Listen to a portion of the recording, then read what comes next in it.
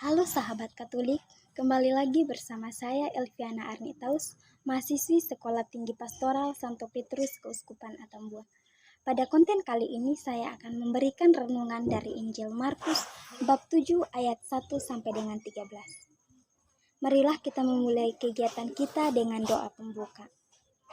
Dalam nama Bapa dan Putra dan Roh Kudus. Amin. Ya Allah Bapa dalam kerajaan surga, segala puji syukur kami haturkan kembali ke hadirat-Mu, karena hanya atas berkat perlindungan-Mu serta tuntunan-Mu, kami masih dapat menghirup napas kehidupan hingga saat ini. Ya Allah Bapa dalam kerajaan surga, sebentar lagi kami akan merenungkan sabda-Mu. Semoga utuslah Roh Kudus-Mu untuk senantiasa menjaga, membimbing kami, agar kami dapat meresapi firman-Mu dengan baik. Hanya ini doa dan permohonan yang dapat kami sampaikan kepadamu lewat perantaran Kristus Tuhan kami. Amin. Tuhan bersamamu dan bersamamu juga. Inilah Injil Yesus Kristus menurut Markus. Dimuliakanlah Tuhan.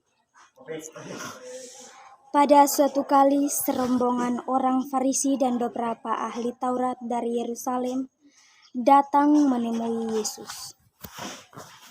Mereka melihat bahwa beberapa orang murid-Nya makan dengan tangan najis, yaitu dengan tangan yang tidak dibasuh.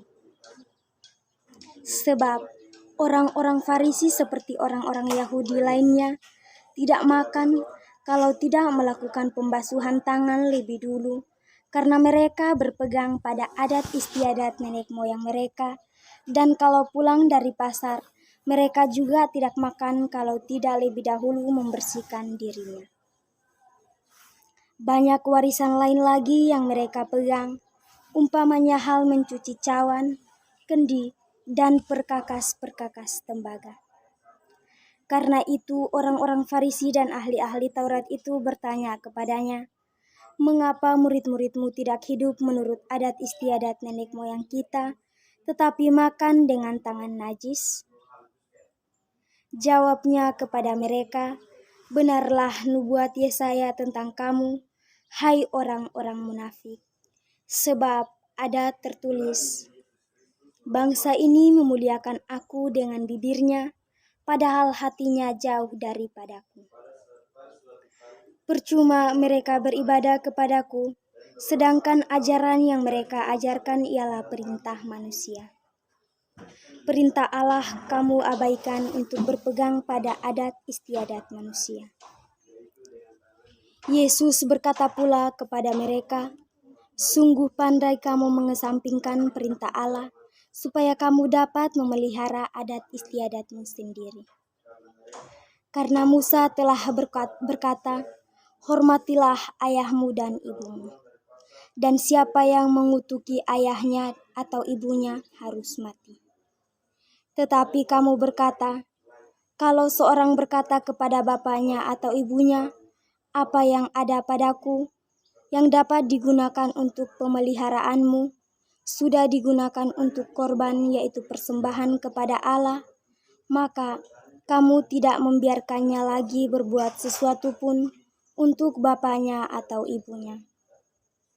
Dengan demikian firman Allah kamu nyatakan tidak berlaku demi adat istiadat yang kamu ikuti itu. Dan banyak hal lain seperti itu yang kamu lakukan." Demikianlah sabda Tuhan. Terpujilah Kristus. Judul renungan yang saya berikan pada kesempatan ini adalah kebenaran dalam iman.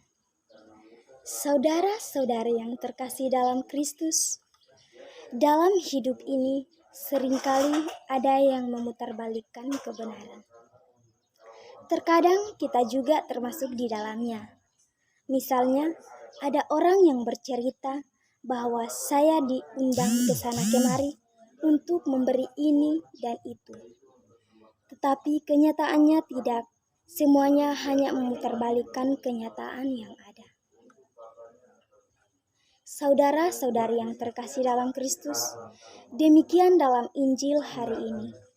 Yesus menegur orang-orang yang demikian karena alasan hukum iman. Banyak orang Farisi yang mencari keuntungan pribadi, seolah-olah kewajiban iman menghilangkan kewajiban moral. Contoh, soal kewajiban hormat pada orang tua.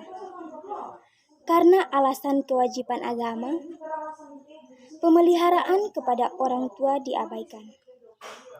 Hal ini ditantang oleh Yesus. Golongan orang demikian adalah orang munafik.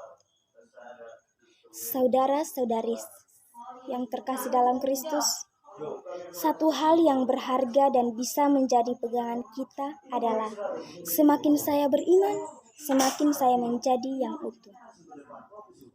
Manusia yang utuh adalah mereka yang secara rohani matang, tetapi secara manusiawi juga matang. Semoga. Ya Allah Bapa dalam kerajaan surga, terima kasih atas penyertaan-Mu sehingga kami dapat merenungkan firman-Mu pada kesempatan yang berahmat ini. Jadikanlah kami manusia yang utuh, yang secara rohani matang dan juga manusiawi matang. Semoga utuslah Roh Kudus-Mu untuk senantiasa menjaga dan melindungi kami, sehingga kami dapat melakukan aktivitas-aktivitas kami dalam keadaan sehat walafiat.